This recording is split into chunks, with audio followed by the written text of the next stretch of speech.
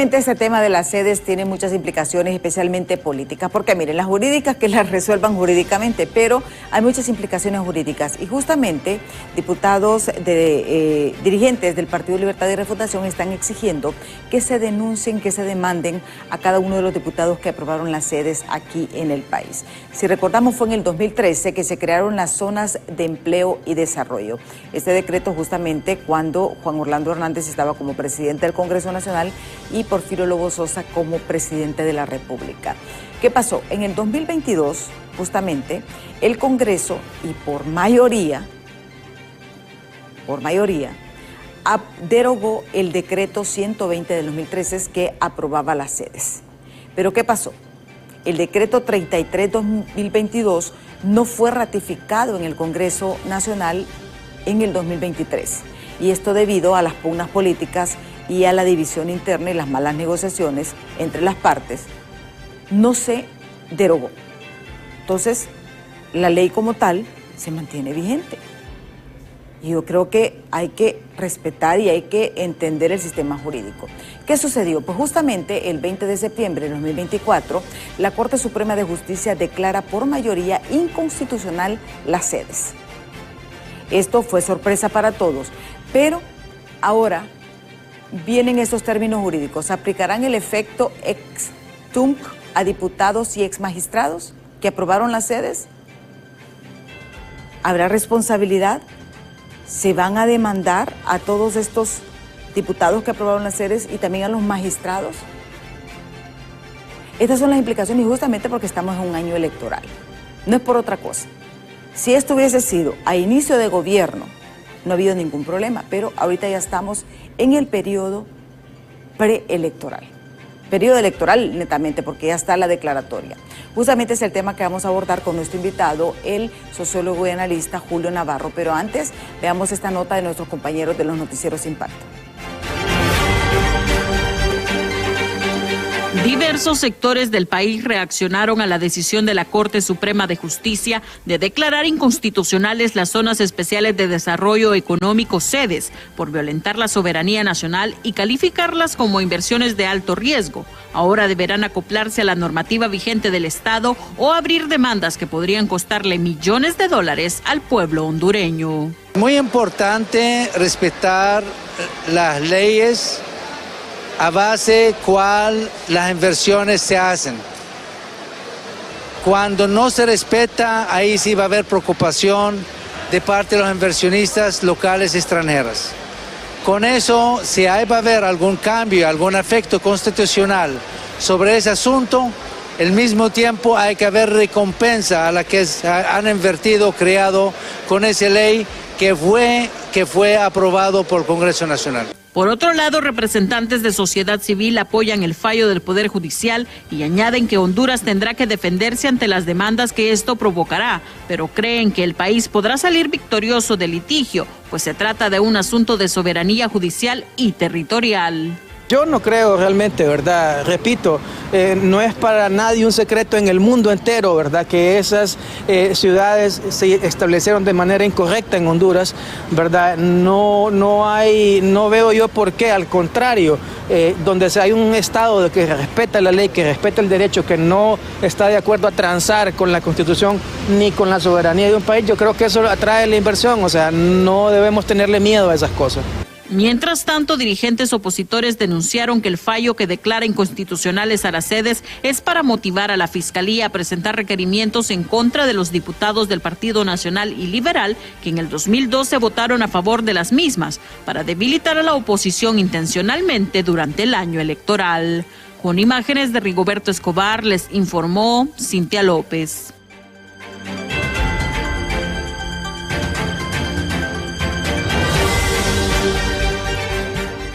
Justamente es lo que nos preocupa como país por el hecho de que se hable de demandas. Recordemos también que tienen que llevar a una conciliación con estas empresas que también hicieron una inversión en el país. O sea, todos coinciden, yo creo que todos los sectores, de que había inconstitucionalidad en las sedes, pero se establecieron y ahora es lo que se tiene. Pero ahora esto viene de una manera como un boomerang, porque ahora resulta de que diferentes sectores especialmente del partido de gobierno, del Partido de Libertad y Refundación, están pidiéndole al fiscal general que proceda y que demande a estas personas que aprobaron las sedes. Y hay que decirlo, el fiscal sobre este tema justamente no se ha pronunciado hasta este momento. Cuando hacíamos el resumen, mirábamos que en el 2022 justamente se aprobó la derogación de la ley, pero no fue ratificada en el Congreso. Ahora la Corte Suprema de Justicia sí la deroga y la declara inconstitucional. Está aquí con nosotros Julio Navarro, porque esto no es tanto el impacto jurídico, sino el impacto político que esto puede tener. Muchísimas gracias, Julio. Gracias por estar aquí con nosotros. Encantado de estar en el programa. ¿Preocupado con esto de las sedes? Pues yo creo que sí, pero lo real que tenemos hoy es que las sedes jurídicamente ya no existen. O sea, hemos venido con una problemática casi de 12 años discutiendo si tenía un asidero jurídico real las sedes o realmente era temporalidad. Hay que recordar un poco de esto, cómo se hacen las cosas y cómo se deshacen. El Congreso Nacional reformó la Constitución de la República. La presidenta actual prometió derogar las sedes. Se hizo en una primera legislatura. Se derogaron las sedes, incluso por unanimidad. Sí. Algo raro que sea... Porque ahí hecho. Todos los partidos políticos... Todos los partidos... Te digo algo raro porque en Honduras los problemas que son del país, problemas del país, los hemos mezclado con las diferencias de carácter político que hay a nivel de los partidos políticos. Y entonces a veces unos se pronuncian a favor y otros en contra, no en función del problema del país, sino de los intereses políticos a veces que tienen unos partidos con relación a otros y otras veces por hacer oposición. Entonces se derogó, pero no se ratificó en la siguiente legislatura como establece la Constitución de la República. ¿Por qué no se derogó? Mira, aquí es donde vienen los problemas de la falta de visión de los grupos de oposición que hay en el Congreso Nacional. Nunca estuvieron de acuerdo en ratificar la derogación de las sedes, porque comenzaron a mezclar otro tipo de problemas que tenían partidos de oposición que esperaban resolverlos con la aprobación de las sedes a cambio de resolver ellos problemas internos que tenían cada partido, sin ver que a futuro eso se podía hacer por otra vía, como se hizo el 20 de septiembre a través de la Corte Suprema de Justicia. Si la oposición, si los diputados supieran calcular qué puede pasar a futuro en los problemas actuales o coyunturales que se tiene, puede hacer que los diputados a este momento, los que participaron en la aprobación de las sedes, no tuvieran la amenaza de que puedan deducirle responsabilidades legales. Si lo hubieran hecho allá los diputados, deshacer como se había hecho, y no ahora que según las leyes de Honduras puede hacer que deduzcan responsabilidad. Pero eso va a ser derivado de la decisión que se tomó el 20. Que se pueda dar o no se pueda dar depende de coyunturas políticas. Ahora, Emma, lo cierto es que ya los diputados al Congreso Nacional en algún momento, una gran cantidad de ellos fueron llamados a los tribunales de la República, cuando se descubrieron aquellas fondo departamental que manejaban los diputados y que fueron auditados y encontraron problemas. O sea, masivamente una gran cantidad de diputados fueron acusados en los tribunales de la justicia y no hubo realmente una gran hecatombe política que se podía dar. Incluso todavía hay diputados que están pendientes en los tribunales de justicia o que ya no son diputados que están pendientes de esos casos. Entonces, no sería nada nuevo que actualmente la Procuraduría General de la República o la Fiscalía General quiera deducir responsabilidades a los diputados que votaron en los diputados del 2010 al 2014, que fueron los que aprobaron las sedes. Eso está propiamente más complicado porque estamos en un año electoral y puede tomarse que algunas responsabilidades que se le quieran deducir lo cataloguen como que se está persiguiendo políticamente a personas principalmente que actualmente están en el Congreso. Te quiero decir que según los datos que hay, actualmente en el Congreso hay 16 diputados que participaron en la aprobación de las sedes. Solo 16 de los del 2010 a 2014 han sobrevivido. Los otros ya no fueron diputados 2014, 2017, pero 2017, 2021, pero sobreviven nada más 16 diputados, incluso están diputados del Partido Liberal y Partido Nacional, porque uno debe recordar que el Partido Libre aparece en diputaciones hasta el 2014. En el 2010 no existe el Partido Libre, ni también existían diputados del Partido Anticorrupción, que era de Salvador Narrala. El único diputado que actualmente es de Libre, que era diputado 2010-2014, es Sergio Castellanos, que estaba de diputado con Marvin Ponce por parte de la UD. Entonces, esas deducciones, repito, deducciones de carácter jurídico que se puedan dar políticamente, ya depende de las acciones que puedan tomar los organismos responsables de esas cosas. Las otras derivaciones puede ser lo que hagan los inversionistas. Sí, porque, porque esa es la otra cara, porque ellos han hecho una inversión, y Honduras también, porque es un error realmente de país, porque esto es de gobierno, la gente no mira X gobierno, es el Estado de Honduras. Y eso es lo que preocupa, porque me parece a mí, yo he escuchado diferentes versiones, y hay una postura que me parece decía, hay que buscar una conciliación. Hay que recordar que un empresario a nivel internacional, un empresario no tiene territorio, anda buscando espacios donde él pueda invertir y pueda ganar. A las mejores oportunidades que encuentre, pues mayor incentivos deberá de tener el empresario. Entonces, en toda esta situación, yo creo que los empresarios no se pueden culpar de nada. Ellos miraron una oportunidad que les ofreció un Estado de Honduras, derogando leyes que no se debían de derogar, entonces ellos aprovecharon y tienen sus inversiones. De manera que el Estado de Honduras, hoy el gobierno, mañana el mismo Estado y otro gobierno, deben de respetar las inversiones que han hecho estos empresarios. Para ti deben de respetarse estas inversiones.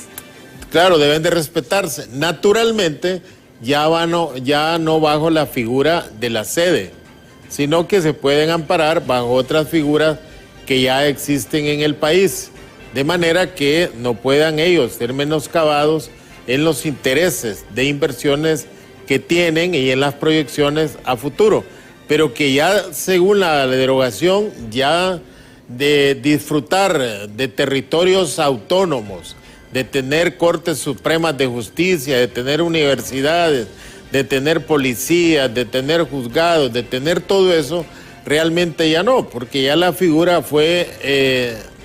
Mira, yo he escuchado abogados que plantean que no es tal derogación la que hubo, sino que lo que hubo fue una declaración de nulidad, porque dicen que los artículos pétreos no se pueden reformar. Mira, hay cosas interesantes. Sí, pero también tuvimos la reelección y tampoco se podía. O sea, claro. Esa ambigüedad es lo que nos tiene en esta inseguridad jurídica. Eso está pendiente todavía, que puede resolverse en algún momento. Porque también hay recursos en la Corte Suprema de Justicia de personas que fueron en amparo pidiendo nulidad de todas esas acciones. ¿Te imaginas que declaren nulo todo eso y todas las acciones que hicieron el gobierno que se amparó en esa categoría de reelección? Entonces, lo que debe garantizarse, y eso lo debe hacer rápido el Estado de Honduras en diálogo con los inversionistas, que sus inversiones, la garantía de las inversiones que han hecho no va a tener ningún menoscabo, nada más que decíamos bajo otro tipo de categoría jurídica que se pueda dar. Entonces decían los abogados que se declaró nulo. Por eso es que algunos abogados, yo no soy abogado, pero algunos abogados dicen que la ley no tiene carácter retroactivo. Eso dice solo en materia penal. Pero los abogados dicen que la derogación, la modificación de los artículos pétreos era totalmente nulo. Porque mira, dicen esos artículos pétreos, que aún modificando los artículos siguen teniendo vigencia. Hay que recordar, Emma, que esa Constitución de la República se hizo en la transición de gobiernos civiles a gobiernos militares. De militares a civiles. De militares a civiles. Y todo eso de los artículos pétreos era, la historia lo dice, era por la amenaza que había del general Melgar, que podía ser candidato presidencial del Partido Nacional. Por eso dijeron que nadie podía ser reelecto que bajo cualquier nombre haya ejercido la presidencia de la República.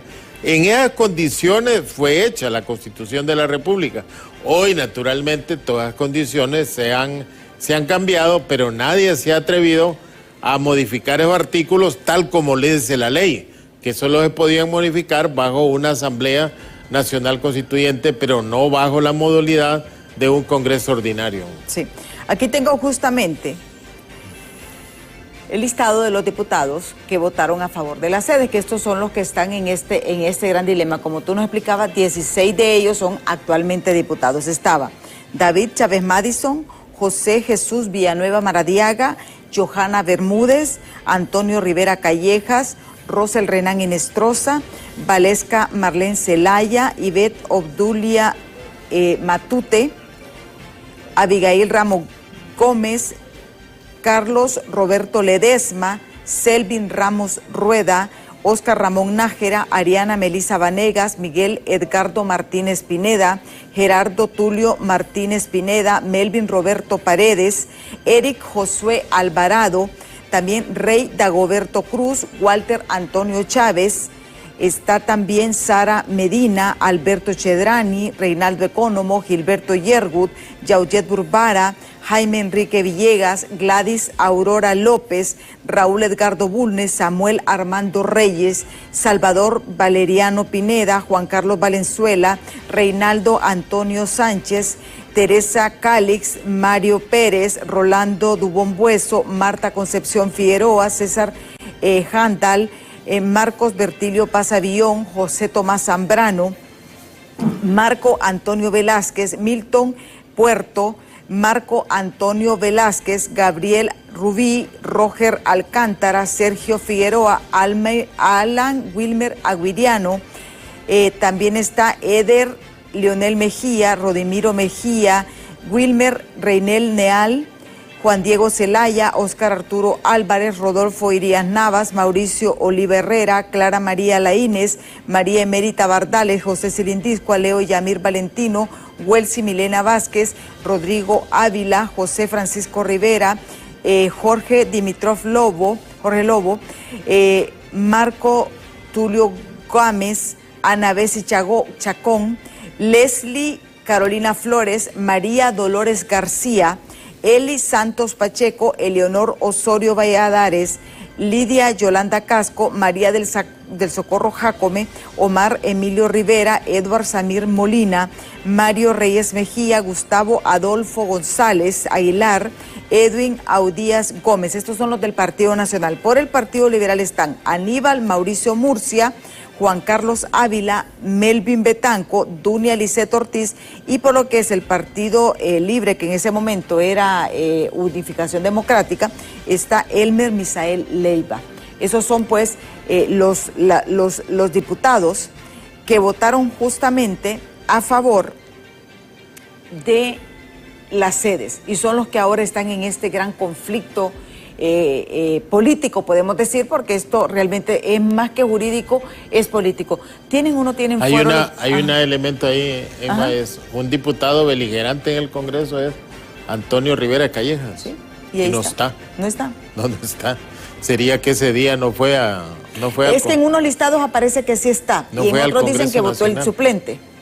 Sí. Porque yo estaba revisando, pero en otros dicen que sí votó, me imagino que es por el suplente. Y es interesante. Y mira, con esto de la Constitución hay algo que yo recrimino, y no sé si tú también, porque al final todos llevamos la clase de Derecho Constitucional, y que dio goce de la paz del Señor de Osvaldo Ramos Soto, pero a nosotros no. Él nos enseñó, Rigoberto Chan Castillo, que fueron los maestros de Derecho Constitucional, que los petros eran irreformables. Sí, así es. Y lamentablemente, cuando la reelección de Juan Orlando Hernández, ellos mismos nos decían lo contrario. Y estas ambigüedades son las que tienen a este país en esto. Y se los digo porque a mí me molesta. Porque imagínese usted que usted todos los días le dice a su hijo que robar es malo, robar es malo, robar es malo, robar es malo, robar es malo. Pero cuando usted roba le dice, es bueno. Sí, no puede ser. Y no puede ser. O sea, eso es lo que decíamos, además, que en Honduras deben de haber acuerdos. Si algunas personas creen que esos artículos Petro ya no tienen vigencia o se excedieron los legisladores de 1982, pues todos los partidos deberían de llegar a un acuerdo en qué hacer. ¿Qué hacer con todo eso? Puede ser una reforma. Pero, mira, si uno ve las expresiones de muchos diputados ahora, Enma, tú estuviste en el Congreso, observaste.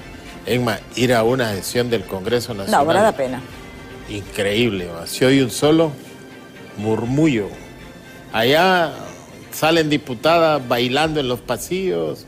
Yo el otro día estuve ahí, luego tiran pañales, luego otra bulla por allá, otro grito por allá. Es increíble esas cosas. Y los diputados que hablan, yo creo que hacen como abstracción de que no existe gente. Y siguen hablando, aunque sepan ellos que nadie los está escuchando.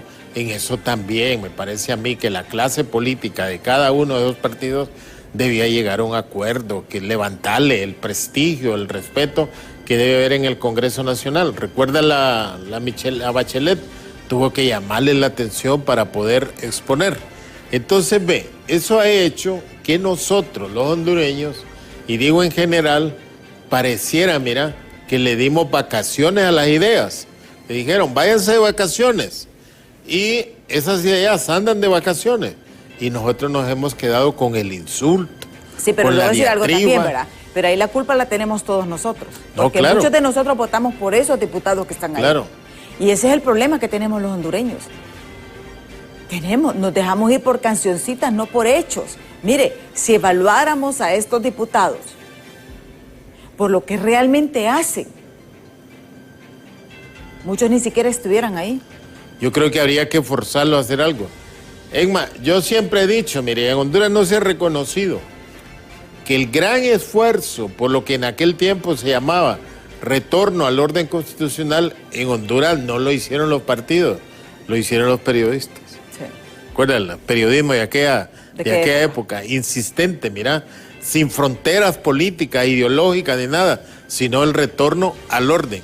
Entonces, el periodismo ha ejercido un papel muy importante en, pero el mayor problema que tenemos en la ahora, civilidad. ¿Va? Sí, pero el problema que tenemos ahora es que lo que tenemos son activistas políticos. Sí, entonces, o sea, ya son entonces pocos, se han y yo te contagiado. voy a decir algo. Yo no es que quiera jactarme, pero es desde los pocos espacios donde no tenemos esa contaminación política. Y tratamos de darle voz a todos, pero ese es el problema. Sí, hay todo un contagio. Entonces necesitamos, hay un contagio, entonces necesitamos un nuevo pacto. Una renovación. Un pacto de civilidad. Exactamente, pero ese pacto, ¿quién debe ser? Ahora bien, Julio, ¿esto podría desencadenar a la instalación de una Asamblea Nacional Constituyente? Porque eso es lo que todo el mundo... Pero eso lo vamos a ver después de pausa, porque eso es otra de las grandes preocupaciones que hay. Cambiar el sistema de gobierno. Pero lo veremos después de pausa, así que no nos cambie, que ya volvemos.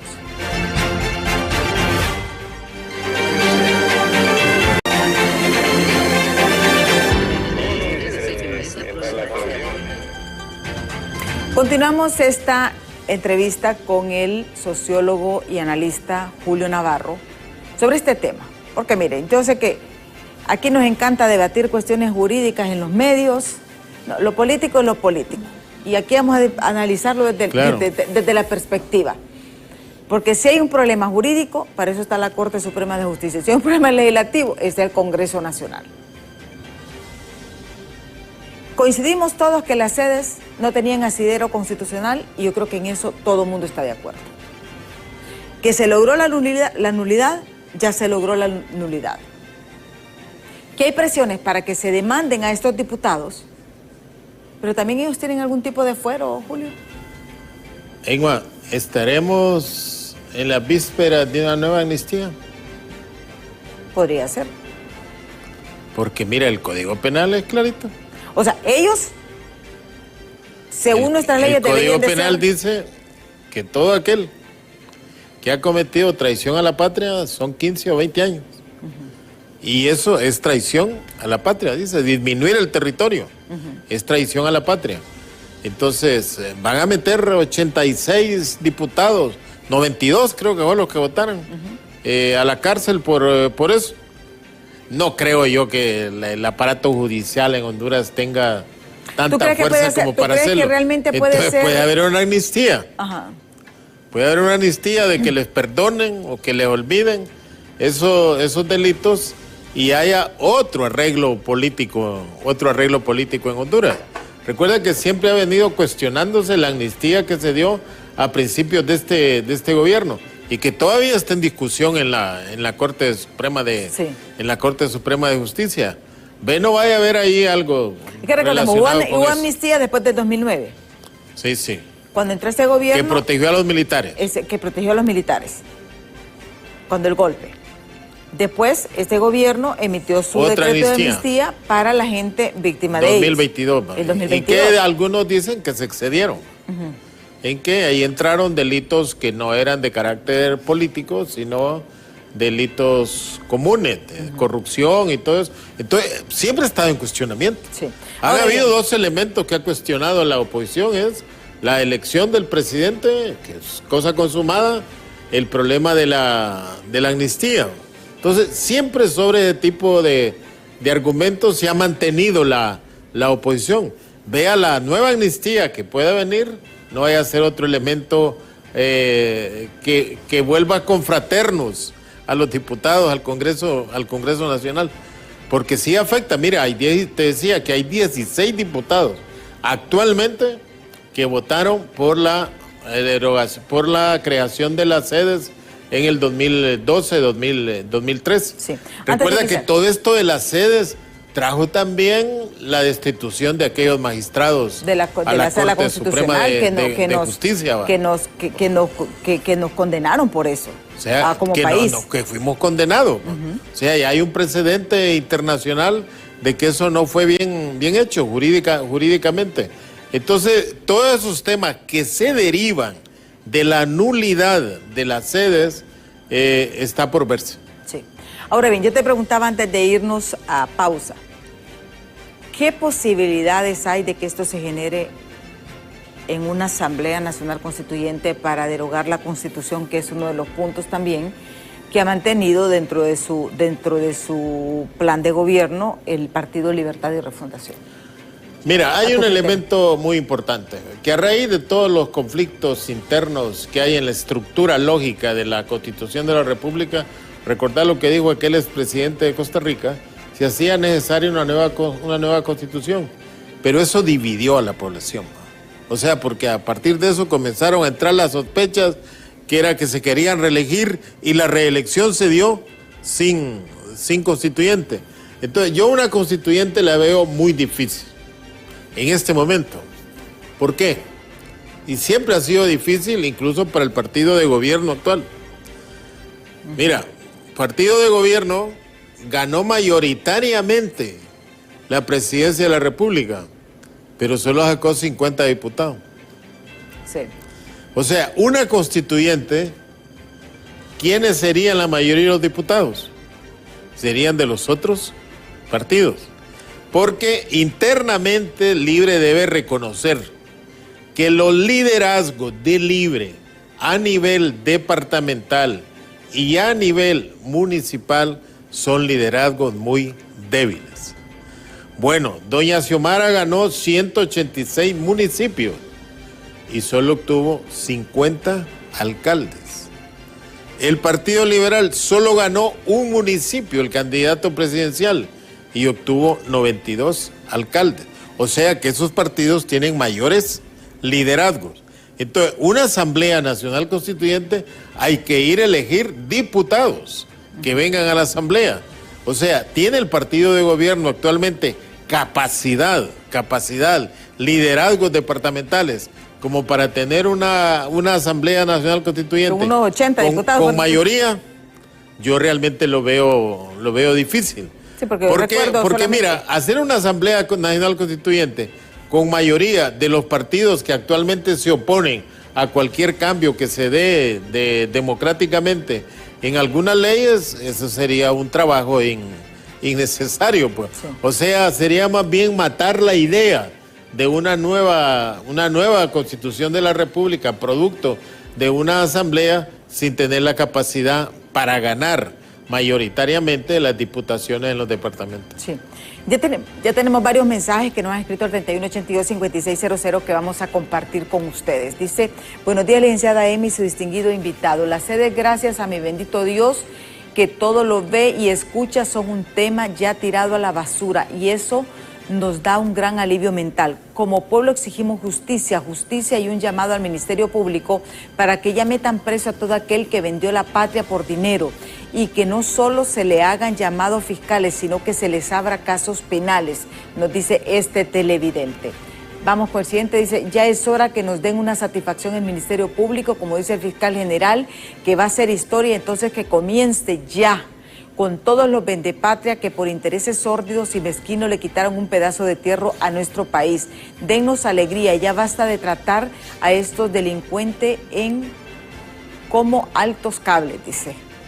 Esto nos dice este televidente. Dice: mandar a Honduras por exigir el respeto de su soberanía es absurdo. Dice: las sedes desde un principio eran inconstitucionales y se quedaron ahí por los intereses de Juan Orlando Hernández y sus cómplices corruptos, nos dice este otro televidente. Vamos con el siguiente mensaje. Luego dice: las sedes desde un principio eran incondicionales, no pueden demandar al Estado de Honduras y pretender obtener una resolución a favor de ellos. Honduras solo está haciendo respetar su soberanía y velando porque la Constitución sea respetada, dice este otro televidente.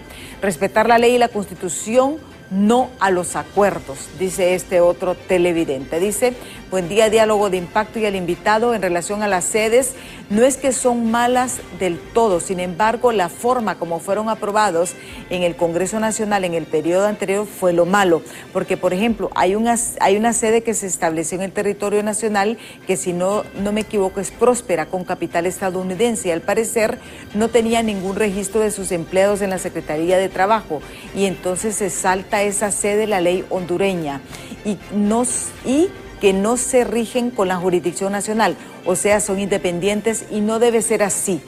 Debe de haber un control. En conclusión, habían negocios ocultos de los que aprobaron esas sedes y no iban a favor del bien común de la mayoría, o sea, la población. El Congreso Nacional siempre se ha caracterizado por ser el poder oscuro, donde se aprueben leyes lesivas contra el pueblo de Honduras, nos dice este otro televidente. Y ves, o sea, la profundidad. Interesante, ¿no? O sea, yo te digo, mira, la gente observa, la gente analiza, y es lo que yo les pido en las próximas elecciones. Busquemos con lupa, revisemos a cada uno de esos diputados, porque ese es otro problema también. Afortunadamente, hay que decirlo, se aprobó lo de los biodatos para las elecciones. Sí, los biométricos. Sí, los biométricos para las elecciones primarias, lo cual es importante porque ¿sabe lo que iban a hacer, verdad? Sí. El mismo que iba a votar en el Partido Liberal iba a votar en el Partido Libre, iba a votar en el Partido Nacional. No era que iban a votar doble en el mismo, no, iban a ir a andar de partido en partido. Y esto lo que viene a garantizar que si usted vota en ese partido político, se quede en ese partido político. Y yo creo que venía a es las otras un poco cosas preventivas que hay en estas elecciones primarias, que ya no se van a dar aquellos diputados enormemente votados con relación a los que no tienen recursos. Sí. Porque los que no tienen recursos son principalmente las víctimas de aquellos que tienen otras posiciones económicas o políticas al interior de un partido, que se daban el lujo de decir que yo en Francisco Morazán saqué 225 marcas, soy el diputado más votado.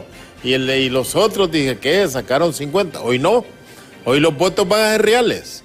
Si en el biométrico aparecen 100 huellas, no pueden haber más de 100 papeletas en la planilla presidencial y en la planilla de alcaldes, ni pueden haber más de 600 marcas si el votante es de Francisco, es del Paraíso, porque tiene derecho a hacer 6 marcas. Entonces yo creo que eso va a evitar, me parece a mí, que el dinero mal habido, el dinero sospechoso de todo lo que ya conocemos, vuelva a entrar a la política para determinar los diputados que corresponden a sus intereses. Porque yo una pregunta que siempre me hice, estos diputados que decían que eran los más votados, y yo le preguntaba a la gente, ¿usted votó por tal diputado? Y me decía, no. Y gente de ese partido político, ¿verdad?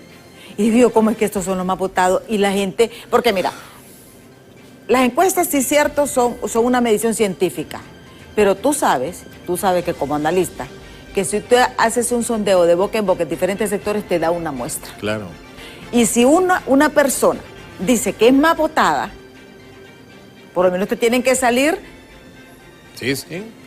Una proporción. Una proporción te tiene que salir. Pero si uno les pregunta, ¿quién votó por esta persona de ese partido político? Y dice, no voté por esa persona. No voté, no marqué. No voté por esa persona. Entonces, ¿cómo esa persona era la más votada? ¿Por qué? Porque la planilla de diputados era la que más se prestaba para fraudes electorales. ¿Coincides conmigo en eso? Totalmente. Emma, eso nos va a llevar a otra cosa. Mire, acordar los tiempos de las elecciones. Sí. Honduras, un proceso electoral dura 15 meses. ¿Quién se mantiene 15 meses en un proceso electoral? Los que tienen dinero. Exactamente. Los que no tienen, salen, porque no pueden sostenerse. Entonces yo creo que eso va a ayudar. Hay otro elemento, mira, en Libre, ¿dónde están los diputados de Libre más votados? Don Edra, fue el más votado. A tal que le ocurrió crear un partido político. Dijo, el más votado. ¿Qué le pasó? En Calix, el más votado también va. ¿Qué le ha pasado en el interior de Libre? O sea, que son liderazgos que aparecían tan fuertes, pero que ellos mismos no se consideran tan seguros.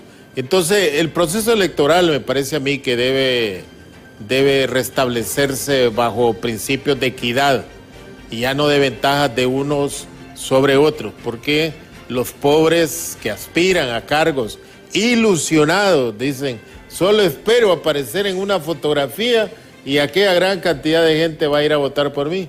Al final se llevan una decepción, porque para eso se ocupan recursos. Y esos recursos son orientados a personas que pueden ofrecer crear sedes, que pueden ofrecer crear leyes que beneficien a sectores económicos. Sí. Y yo creo que esto sí va a ser una gran prueba de fuego para los diputados con la aprobación de los datos biométricos. Claro. Va a ser prueba de fuego. Aquí vamos a saber realmente quién es el verdadero líder. Ahí hay otra cuestión que, mira, lo de Redondo nunca lo entendieron muy bien el resto de la población, y es que Redondo planteaba que debía de haber transmisión rápida de datos de alcalde y transmisión rápida de diputados, pero transmisión de datos concretos, no de solo le tomo la fotografía al acta y mando el acta aquí, y aquí en un hotel hay alguien que transcribe el acta, y en la transcripción del acta, si alguien tiene recursos, puede cambiar los resultados. Decirle, mire, al 1, cuando es mío, tómelo como 7. Y cuando no es mío, tómelo como 10. Etcétera. O el 5, que parece al 8, que parece al 2. Entonces, cuando hay transmisión de datos concretos, entonces eso ya no se puede dar. Y algunos tienen desconfianza porque dicen, pueden cambiar los datos desde allá. Pero también viene un acta. Pero también viene con menos margen de error si lo haces inmediatamente. Claro, sí, claro. Porque el problema es que pasan meses. O sea, meses. Y hoy en más es fácil eso, ¿sabe por qué? Por la inteligencia artificial. Yo pongo el acta y lo pongo en números, con papel, con lápiz. Y la inteligencia artificial me los traduce en ¿Va a haber ese digitales. resultado inmediato o no? Sí, va a haber. Va a haber. O sea, que no solamente es el dato biométrico, sino que también la transmisión rápida. O sea, que, por ejemplo, van a decir, el acta, por ejemplo, número 20, tal diputado sacó tantos votos, tantas marcas, tanto marca, total de votos en la mesa. Así es, total de votos en la mesa tal. Entonces ya no va a ser de que primero mando los presidentes y después allá en el Infoc vamos a contar los de los diputados. Entonces uno en las últimas elecciones ha visto del 2006 para acá que el Infoc se llena de personas que andan pidiendo revisión de acta porque consideran afectados. Yo creo que en el Consejo Nacional Electoral hay suficiente institucionalidad y suficiente voluntad de los consejeros de hacer un proceso electoral muy transparente, muy legítimo, como lo fue en el y esto sí va a venir a fortalecer la democracia. Eso sí, porque le va a sacar otro tipo de diputados, otro tipo de diputado que al darse cuenta que ha sido electo legítimamente, esperamos que tenga otro comportamiento en el Congreso Nacional, porque yo sigo insistiendo, el Congreso Nacional debe dar un golpe de timón.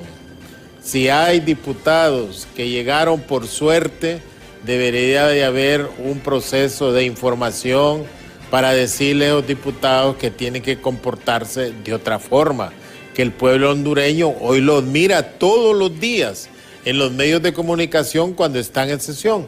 Antes no, pero ahora sí ya son visibles. Entonces el nivel de exigencia debe ser mayor.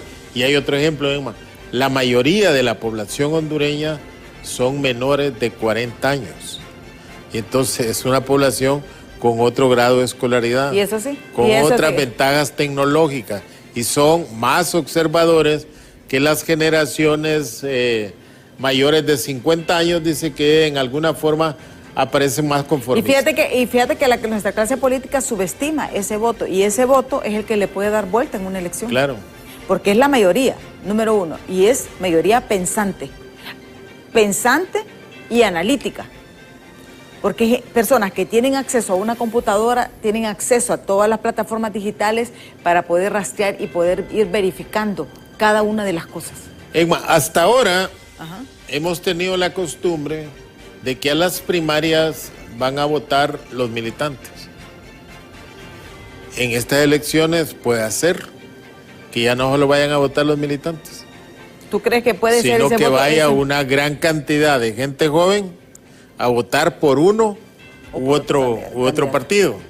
Y que ya no sea la militancia que tiene más convencionalidad que los jóvenes, que todavía ya no tienen convencionalidad, que pueden tener mayor libertad de elegir los diputados, alcaldes o el candidato presidencial del partido al cual ellos se decidan ir a votar en una primaria. Sí, tenemos otro mensaje que nos ha llegado para darle lectura, ya casi estamos finalizando el programa. Dice, Honduras no se vende, Honduras se defiende y se respeta gracias a los 8 magistrados por su decisión desde Átima, Santa Bárbara. ¡Viva Honduras!, nos dice este televidente. Yo creo que también existía esa deuda de nuestra clase política con la cuestión de las sedes. Pero yo creo que ahora viene la otra contraparte, de llegar a un acuerdo con los inversores, porque tampoco se trata de echarlos, no se trata de eso, llegar a un acuerdo, llegar a un diálogo por el bien del país. Por eso, Emma, es que el problema de las sedes no debemos de meterlo en la conflictividad política interpartidaria, sino que debemos de pensar como Honduras. Cometimos un error por algún tipo de motivaciones, pues lo cometimos. La Corte lo ha enmendado, pues busquemos reconstruir esto de otra manera ajustado a la ley. Apoyemos al gobierno para que el gobierno llegue a acuerdos con los inversionistas que buscando oportunidades vinieron acá, que ellos no son culpables en alguna manera, que los culpables somos nosotros. Ese tipo de reflexión creo que se necesita, y no una reflexión pensando en quién va a votar. Yo creo que la opinión pública en general se siente muy alegre. Yo he escuchado abogados muy alegres, entusiasmados en que se haya derogado eso, porque era parte de una vergüenza del país. Yo no he escuchado ningún diputado que esté en contra de la nulidad por la inconstitucionalidad de las sedes, pero también se trata de reconstruir el país. Y yo creo que esta es una gran oportunidad para dar un paso, que nuestra clase política se siente a dialogar, se lleguen a acuerdos. Miren, ya se logró ese gran paso con los datos biométricos y los resultados rápidos, el TREP, para la planilla de diputados. Esto va a venir a dar una garantía de que su voto se va a hacer respetar. El tiempo se nos ha agotado. Julio, ¿qué esperas tú de nuestra clase política? Pues yo lo que debía esperar de todo esto que está pasando, una reflexión profunda, ¿va? Y yo creo modificar sus estrategias de convocatoria, ¿va? O sea, crear de veras reivindicaciones ante el pueblo hondureño que le pueden favorecer a lograr mejores condiciones de vida, ¿va? Y que las propuestas que hagan sean ajustadas más a la realidad, ¿va? Menos demagógicas, y que busquen realmente crear compromiso del elector antes de las elecciones y compromiso crítico después de las elecciones. Sí. Bueno, muchísimas gracias a Julio Navarro por habernos acompañado aquí en Diálogo de Impacto. A ustedes, televidentes, un millón de gracias. Yo los invito pues a que continúen con Hola Honduras. Ya está Ani y Andrómeda con toda la información del momento. Yo, si Dios quiere, les espero mañana en punto de las 7 de la mañana aquí en Diálogo de Impacto. Hasta mañana.